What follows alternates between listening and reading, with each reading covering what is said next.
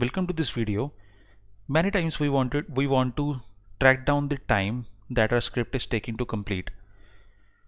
To achieve that, we can use time library, which is by default comes with Python.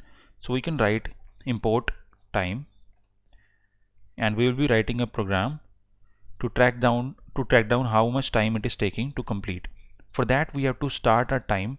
So I'm creating a variable t1, and I'm writing time dot counter, sorry, time dot performance counter, and this will start our time.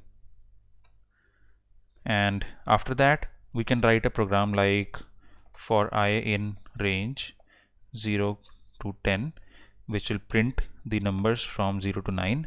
So we can write print I, and just to actually track the time, we can write time dot sleep. So we are making our program to sleep for at least 1 second, or maybe we can change it to 2 seconds, but let's keep it 1 for now. And you can see it is running by sleeping 1 second after each iteration.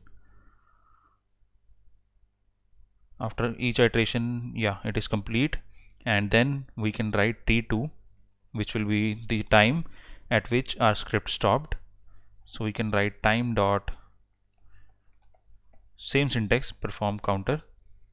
So this is the beginning time, this is the ending time. In between you can write any program and run this, and at the end you can print, like we will use f string. So let's write script took, and let's write the time t2 minus t1. So this is the difference, that that uh, that is the actual time taken by the script to run. Script took this much seconds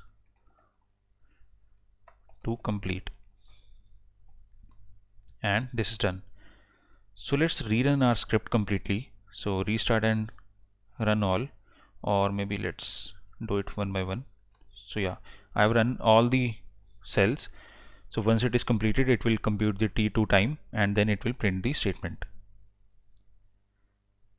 So you can see its script took 10.27 seconds to complete, and 10 seconds for this sleep time that we have given here for 10 iterations, and 27 is maybe to start the script, import the time library, create this variable, and printing this statement. So this is the total time that it took to complete the script. You can maybe change it to minutes by writing t2 minus t1 and then divide by 60,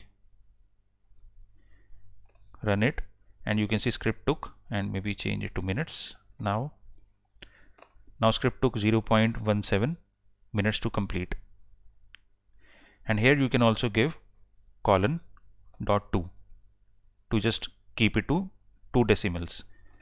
Let's run this. Now you can see script took 0.17 minutes to complete. So this is all about this video. Hope you liked it.